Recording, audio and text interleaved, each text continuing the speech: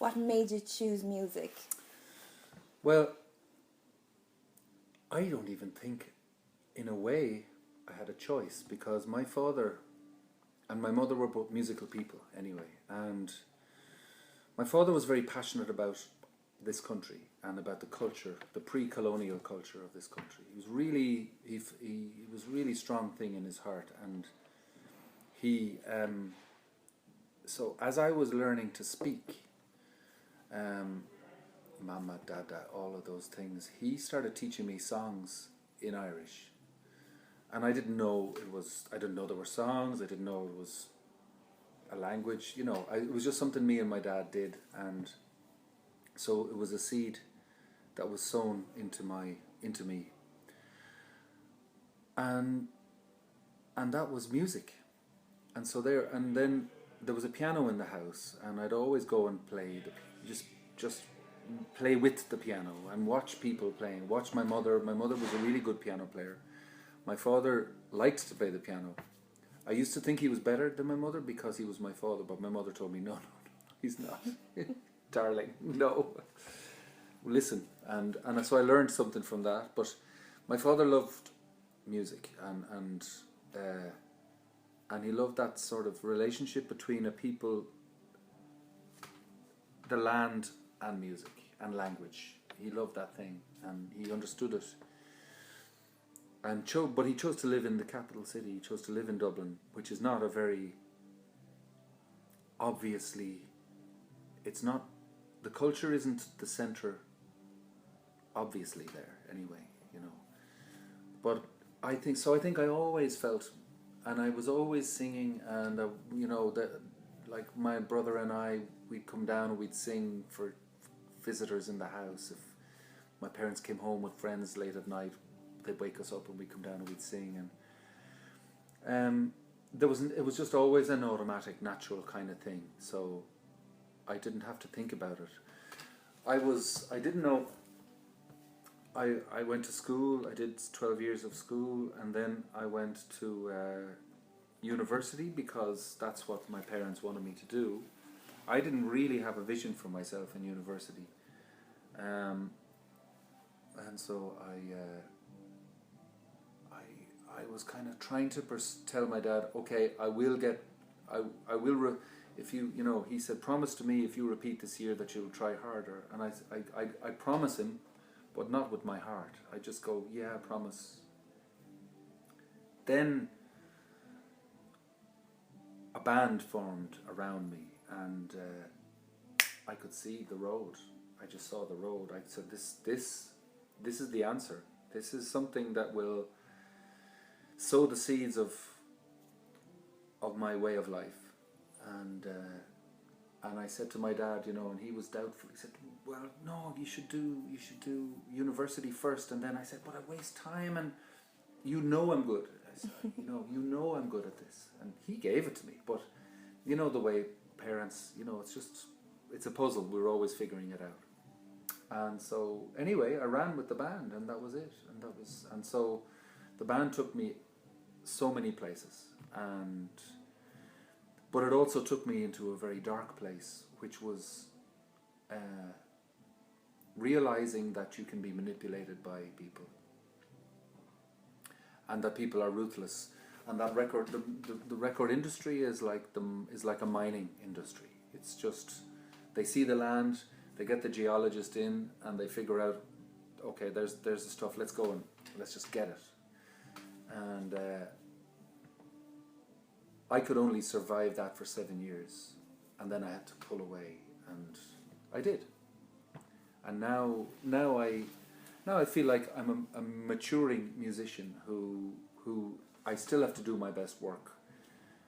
Do you think that separation from the industry make things harder for you as a performer? No. It does make things like, no, definitely not. When I was in, when we had a record company and we were appearing on TV, and which we still, it still all happens. But in those days, we were being driven by people we didn't even know, the faces we didn't even see at all. And I just couldn't live with that. I couldn't sleep with that. And you feel like you lose control over your own life. Yeah. Life, you know, and my life is first. I mean, my life, and then if I have a family, it's my family's life. But life first, and then, and music is on the altar of my life, but not the music business, not that. There, you know, money was probably less. I didn't have to think about money, but I was younger. You never have to think about your money when you're younger, to the same degree. Now I've got two children, and I've got divorce and a relationship, and I've got a house to pay for, and then another house to pay for, and I don't know month to month how it's going to work, but it does work. So I don't worry. I make a choice not to worry, and so far that's okay. And I make the best music. You know, I'm just happiest. I think that reflects in your music the way you live, the way you choose to live. You really show your soul in it. Yeah. It's truly uniqueness of when you just choose to live your life the way you want and not let fame or money or anything else control you. I think so, yeah. How do you cope with being on the road in your family life? Well, these days on the road, I mean, I left my home this morning, and I'll probably go back tonight. And then I go to Galway tomorrow, and then I'll go back. So it works. I mean, I don't think there are any fixed rules about anything, including family. I mean, so, yeah, I mean, I've discovered that living with somebody is difficult. And so, you know, one thing feeds the other. I go away. The maximum that I will go away for now is 3 weeks away from my family. And that's really pushing it. That's... they sound great. But you know, I'll go away for 4 days, 5 days, and then sometimes I'll bring them with me, and I'd like to bring them with me more, because we work well as a family actually when we're on the road, because I know what I'm doing, so my role is clear, and we just set up camp wherever we are. But yeah, family life isn't easy when you're a dad or a mom. I think it's and living with somebody, you know, bringing your habits and your face, your non-public face, you know, that's not easy, and I respect anyone who can keep going with it. I've one failed marriage, but that wasn't because of rock and roll. That was because of just me and her. You know, that was us. But yeah, I mean, I guess really. Are your children musical? Yeah. My daughter's 7, my son is 18, and he's doing the leaving now, so his head is down on that, working on that. But he's a nice singer. He knows music. He's been around it, and I'm starting to see he's great. You know, he's just got his own understanding and discipline. He's more disciplined than I am, and he likes to write. So then my daughter's 7, so she's just like singing all the time. You know, it's entertaining, and it's a kind of... It's an energy, yeah, fun. She's fun and really cool. How does your writing process work? What inspires you? Well, inspiration comes, and I guess I like to be relaxed, and I like... Sometimes if I'm in a room and there's people and there's an instrument and the sound is good, and I can be inspired to create something there and then. Everything inspires me. Love is a big thing. I mean, I think I like this. I like simplicity. I don't like trying too hard to say something. but I like to say a load of stuff and see what I'm saying and look back and go, oh, maybe that's what I'm saying. Oh, that could mean that. And I like seeing meaning appear from stuff that might not have obvious meaning. I like that. From all the musicians that inspired your genre of music and the way you play now, um, who do you think was the strongest influence on you? Well, there are a few, but Sean O'Riordan. Do you know him? No. Sean O'Riordan. He was born in Limerick in probably 1920. Well, he died in 1970. He was only 40. So 40. So around 1930, 1929, 1930.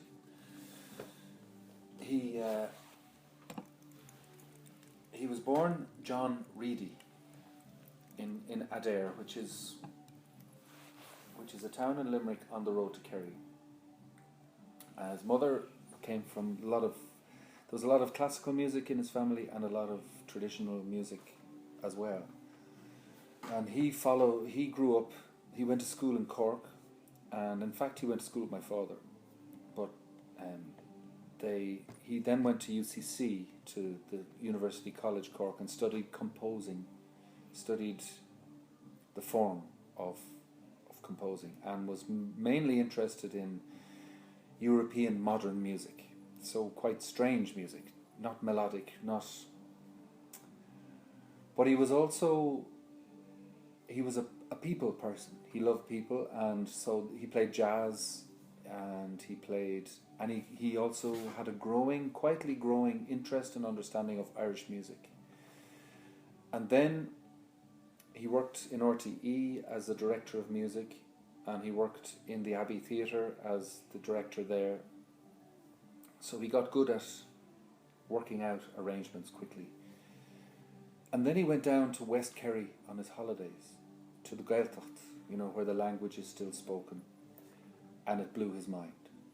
He found God, like he found his purpose, and I'm still living his purpose, I think, somehow. He changed his name back to the original Irish. So from John Reedy he became Sean O'Riordan, and he had composed already work for a famous film of the time called Misha Éire, which was a whole kind of a film that was made of archive footage of revolution, of the uprising. And he put together a band, and the band was called Kiltory Hoolan. And it was pipes, fiddle, 3 fiddles. He played the harpsichord, he had a bodhrán player, a bones player, an accordion player, and himself. And he's there. So I think around 8 people. And when they made a record, a live album in the Gaiety Theatre that my parents were at in 1969, I think it was, or 68 maybe. And it became a record, and my dad took it home on a cassette, and we listened to it at home, and it's just trad, but it's arrangements that have power. And he did something. He awoke. He brought the traditional music that all over Ireland people were familiar with, but in Dublin, their backs are being turned, against it, because they're looking over to England, they're looking over to Europe. So he brought this music back and reminded people, this is yours, this is your honey, this is your stuff. And when you hear that record, it's just O'Riordan sa Gaiety. The Gaiety Theatre was where they played this gig. You hear something happening. You hear an awakening. You hear the crowd going mad. Now, obviously, a lot of people who went knew the music. They were already fans. They were converted. You were saying about the cassette your dad brought home. So he brought home, and we listened to it, and it just it became the backbone, and it was just that's what I want to do. That's what I want to do. That's what I can. That was my voice. I heard a voice there that I could have, that I could impress people. I don't know why. All those different things a kid thinks of. It's strange though, because you're young and the musical influence around you, I don't know if it was because in your house might have been different, but all the pop music, as you said, coming from England, and you chose traditional Irish. Well, I did, but I didn't. I mean, eventually, yeah, the pop. But I don't know. That was just that was home, and I didn't have to think twice about it. And then there was pop music, and like punk music came when I was 14, 15. And there was incredible musicians like Ian Dury and the Sex Pistols and the Stranglers, and people who were artistic but might never have tried an instrument now were trying an instrument, because during that era being bad was as important as being good. So if you could make, and you could put you realize that was a real awakening of the realization, you put your mind to something, you can make great things, and you don't have to follow the path of 15 chords or eight beats to 3 bars, or you don't have to. It doesn't have to be intellectual, but you can still. I think architecture came. There was like just really clever use of electric guitar, and reinvent, like at the point where punk music came, rock and roll had come so far, and it had become very clever. There'd been a lot of really clever music, and there was still disco music was happening, which was fabulous. Elvis had just died. Elvis Presley had just died. But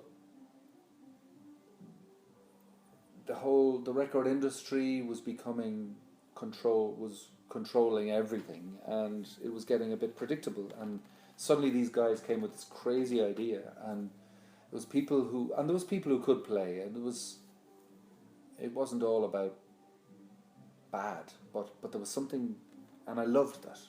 And there was that identity as well. You cut your hair and you made it spiky. You wore your dad's clothes. I wore my dad's coat.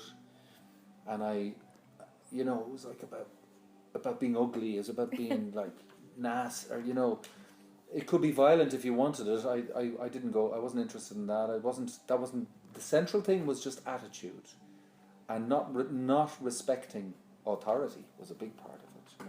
Authority was you just went.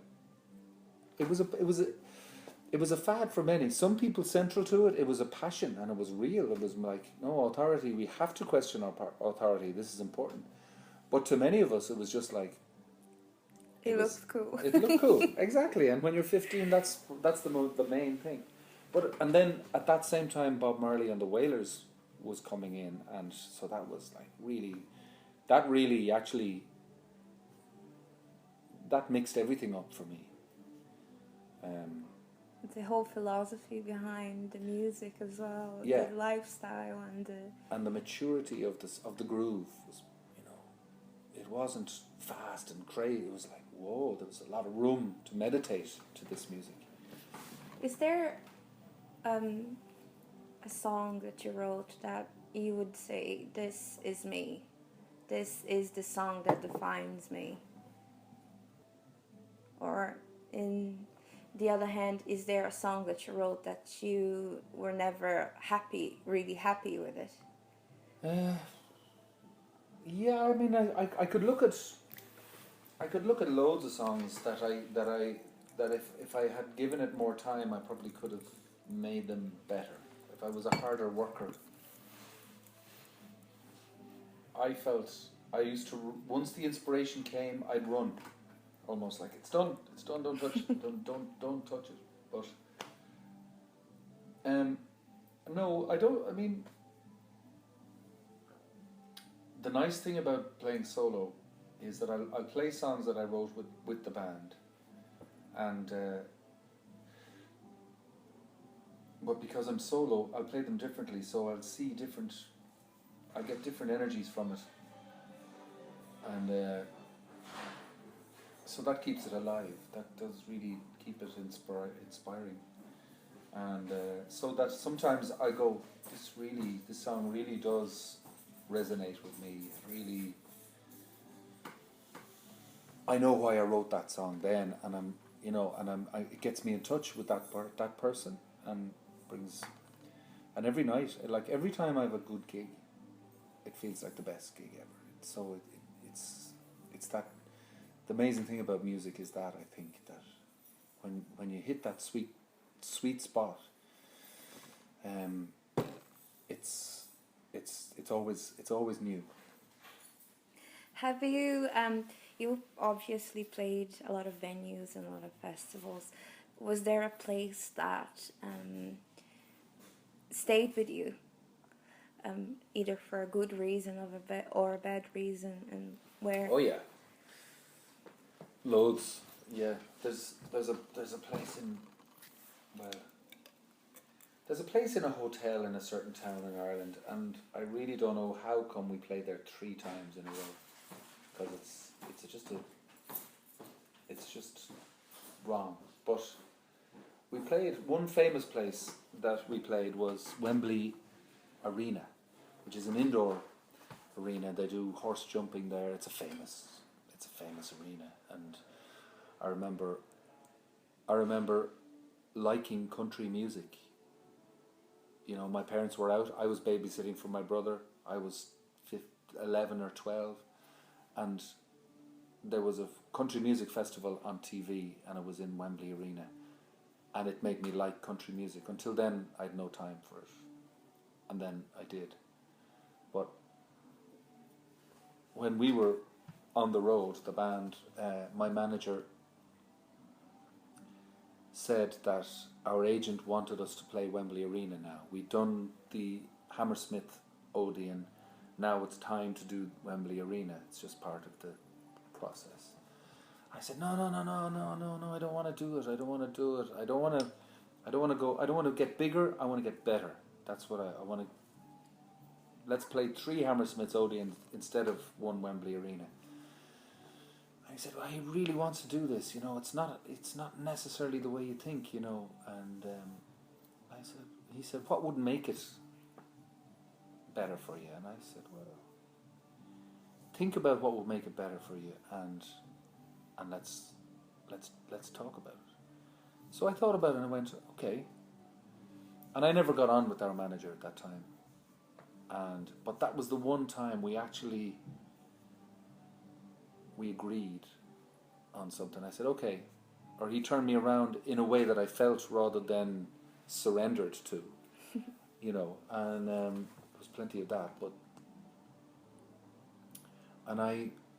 One of the things, it was a very simple thing, I did a couple of drawings. I did like a dolphin, I did an island, I did a kind of an image that would have come from a Celtic cross. I did just stuff that I felt was symbolic, but didn't think too much about it. I did a load of drawings, and then our lighting guy, he took them and he reproduced them into big banners that were this size, and that if you shone ultraviolet light, they lit up. So, and these were all around. They made a hall out of Wembley Arena.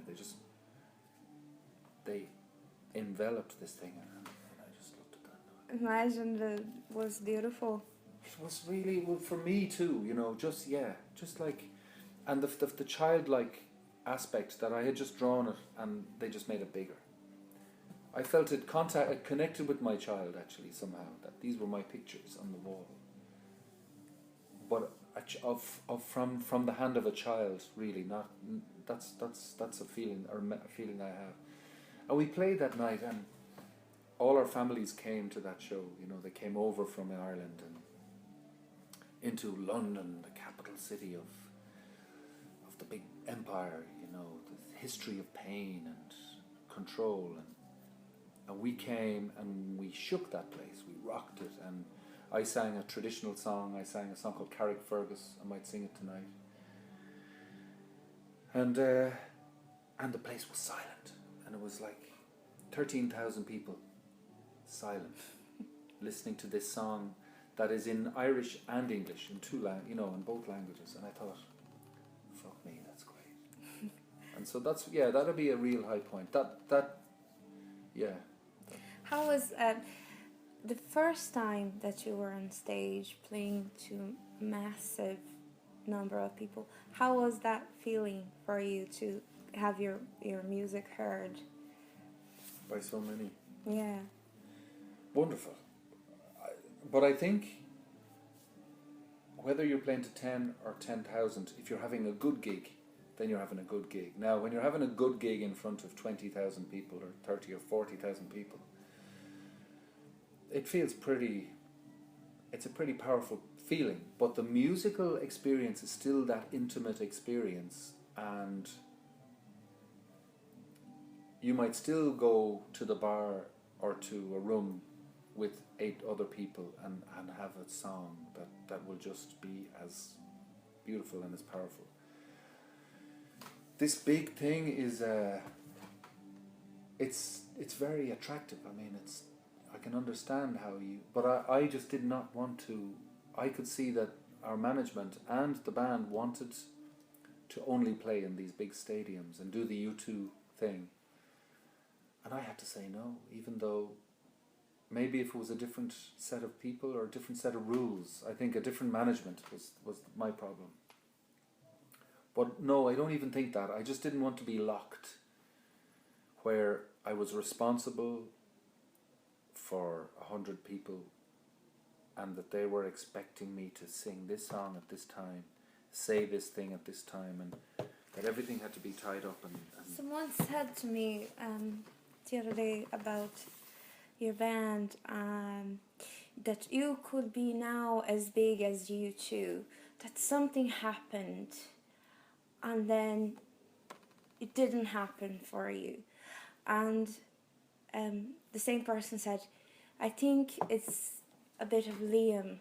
He didn't want to be that faceless band. yeah, that's pretty much it. Like, I said no.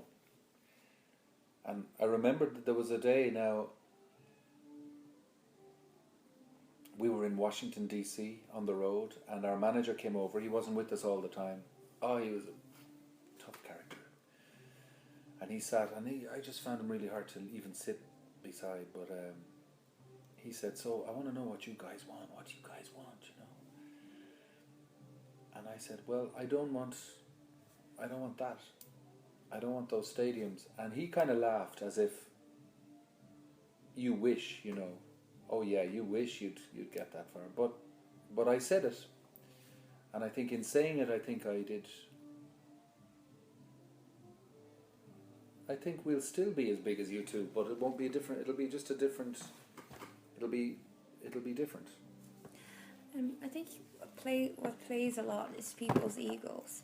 They believe that if I'm not extremely famous or extremely rich, or if I'm not playing the huge gigs, I didn't really make it. Yeah, and I don't even think that's not even. I mean, it takes ego to believe that you're making it. I feel I'm making it right here. That's ego in a way too. I mean, that there's a certain arrogance in that. So, and there's a certain naivety and innocence in thinking that it's about how many numbers are on the bank balance and how big the crowd is. That's another game. But yeah, I mean, ego is an interesting. It's an elusive thing. But then, I think when people pursue this illusion of fame, and I want to be famous and I want to be rich, I want to play for thousands and thousands of people, the music get lost though, isn't it? Can do, yeah. Because you're not really doing it because you're passionate about it anymore. Especially if you're clinging to it, yeah. It's a trick. It's another trick. It's another game. But then it's also an art form. I do believe, like, I was really arrogant when we were beginning, because we were playing soul music, and I thought, this is where it's at. This is cool music, and we're a really cool band, and I thought U2 were great, but that they were just kind of a new wave band and that And then I went to see them play in Wembley Stadium, and it blew my mind because they made an art form. They had a stage that was beautiful. It was delicate. It was there was no big it wasn't a big technological experience. It was like it was the Joshua tree, and so the stage was based on the tree, but it was like sails from a boat. It was very beautiful. It was very Irish. I thought it was very modern Irish, like the aesthetic of. It reminded me of what my father loved about simplicity, minimal, good materials, but not necessarily overt symbolism. Simplicity. They really, and then the music that they played had space. Great. So by catering to that size, they created a beautiful art form. So I don't believe it's cut and dry in any kind of way. But I think it upsets me to see when a band loses faith in themselves and feels that they have to bump up everything in order to prove to somebody something that they just do well anyway. It stopped being about the music and it starts being about the gimmicky, just the visual, the showmanship. And there's a balance that can be found. And they proved it. They proved that there. And Pink Floyd, I think, had done that before as well. That space. You've got a big space, so use space. Play one note and then wait 5 seconds and then play the next note. And write the music that'll go. Do you have any plans, any projects going? Well, yeah, I mean, I've got a few projects. I've got a show called Rian. We made a show that is dance, and it's traditional music mostly, and that has been travelling. We've been to London and New York and Sydney and Singapore and Hong Kong and Austria and Germany and Sweden and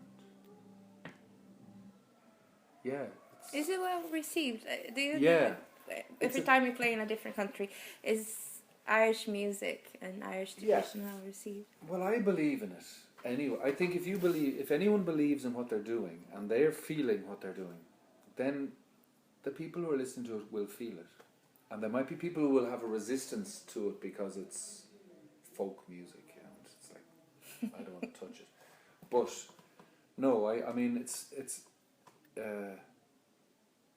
I think when 4 or 5 people are up on stage and they're loving what they're doing and they're hearing it and they're playing, and their fingers are communicating, like they've given up thinking about what their just fingers are just doing, and so this is going on.